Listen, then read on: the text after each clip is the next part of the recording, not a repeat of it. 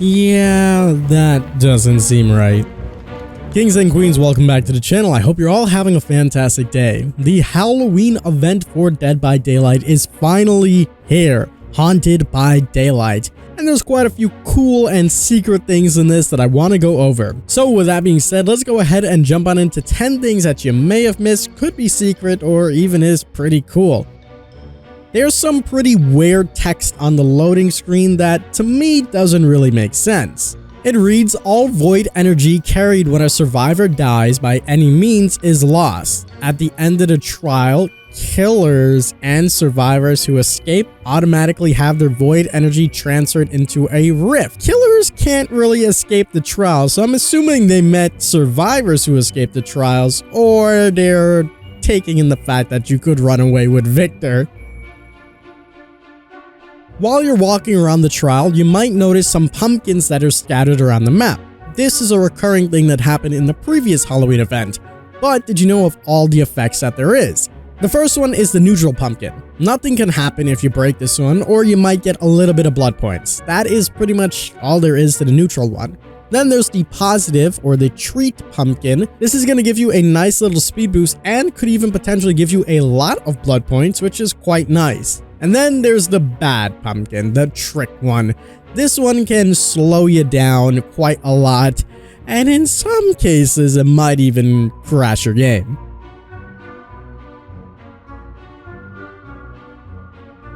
I'm just kidding, that doesn't happen. Have you visited the basement recently? That's right, they added a ton of new decorations into the basement, similarly to the anniversary event that we received in the past, and there is a lot of different things. In the background, you're seeing some actual gameplay of what's going on and where everything is at, and we can see some pumpkins, candles, books, paintings, the usual, and even an odd baby head. It's quite interesting. I'm happy that they made some changes to the basement, and hopefully this sets up for the potential for the basement to get reworked. Speaking of decorations, you might notice that at the exit gates, there's actually some new floating decorations. At every single exit gate, you'll now see floating around the same contents that are in the basement. Books, pumpkins, and even that similar baby head. I'm not too sure what made him go with these design choices, but it's quite interesting to see them all gravitating. I'm sure you guys all know as well when you are doing offerings or if you watch the intro scene, there's a lot of things to do with lightning, so maybe this has to do with some magic lightning power coming together and making all these things float. I don't know, we'll have to wait and see what the rest of the story says.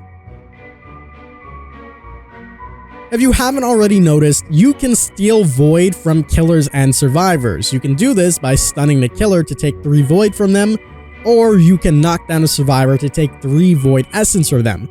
But did you know that if the survivor actually wiggles out from your arm, you still lose 3 void essence? It's a nice, neat thing to know if you want to steal some void from somebody.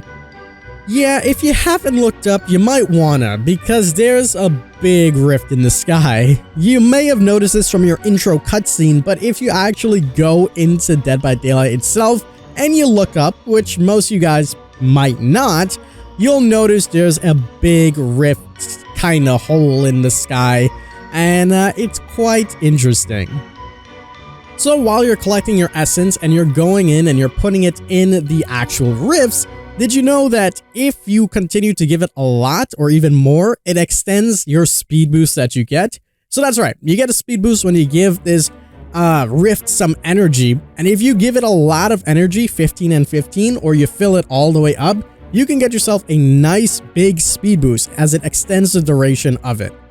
There's some pretty unique tower changes on the Macmillan maps. If you go over to the Macmillan maps, there is a chance that the water tower will actually have a bunch of cysts coming out of it. We've seen this in the files and we didn't really know what it was, but now we fully do. The water towers are looking like they need a little bit of help. This is a really interesting one, as this is the first time we've seen an actual event changing something this drastically, although still significantly small gameplay wise. It's still a nice little feature that they added in, and hopefully the water tower's water is still good to drink. Hey, you remember that rift we mentioned that's in the sky? Well, there's actually some coding in the game to make this rift bigger. We don't actually know what triggers this and how this becomes bigger, but we do have some gameplay of it from the Dead by Daylight Halloween event trailer. As you can notice on the specific map, Garden of Joy, the big gaping hole that's in the sky gets a lot larger than it actually is. We don't know what the trigger for this is. We've tried a multitude of things. We have tried giving everybody maximum essence. We've tried endgame collapse. We tried both of these. We even tried to get a Mori down, but we can't really figure out what does it. But some way, somehow, this gaping hole in the sky does get bigger, and we know this for sure because it's in the coding and in the Haunted by Daylight event trailer. And finally, you may have noticed all those candy weapons that you're getting. Candy. Candyman? Does this lead to anything? I don't think so, but in a recent interview with Matthew Cote, Polly did bring up the candy weapons and asked if it was a hint to Candyman, which gave everyone a good chuckle. But hey, if you're watching this video sometime in the future, and some way somehow we do get Candyman, maybe this was a very elaborate hint, and it wasn't just for the candy that you get on Halloween. We'll have to wait and see. But there you go, my friends. Those are some facts or secrets or cool things that you may not have known about this Halloween event. They're pretty awesome. And honestly, I think this is the best Halloween event that we've had ever. In fact, I think this is the best event that we've ever had. I know the summer barbecue is up there high on everyone's list, but in my opinion, this is probably one of the best events that we've ever had, and I was really happy playing it and enjoying it. I played so much DBD today, but sadly, I won't be able to play it anymore as I will be going on vacation for the next week. We're going to be visiting Behavior yet again. So I'll make a vlog for you for that. That is going to wrap it up for this video though. I hope you guys did enjoy. If you did, leave a like down below. Subscribe for some more Dead by Daylight videos. And as always, I'm the King. I tip my crown to you guys, and we'll see you in the fall. Life like a king, gold on my neck, boy, gold on my rings. Crown got the tilt, I ain't worried about a ting here. Flow so new, but I'm acting like I've been here. Yeah, see, this what I've been doing since the drop. Fire on the arrow when I tell them all to knock. Once I get it going, ain't no way I'm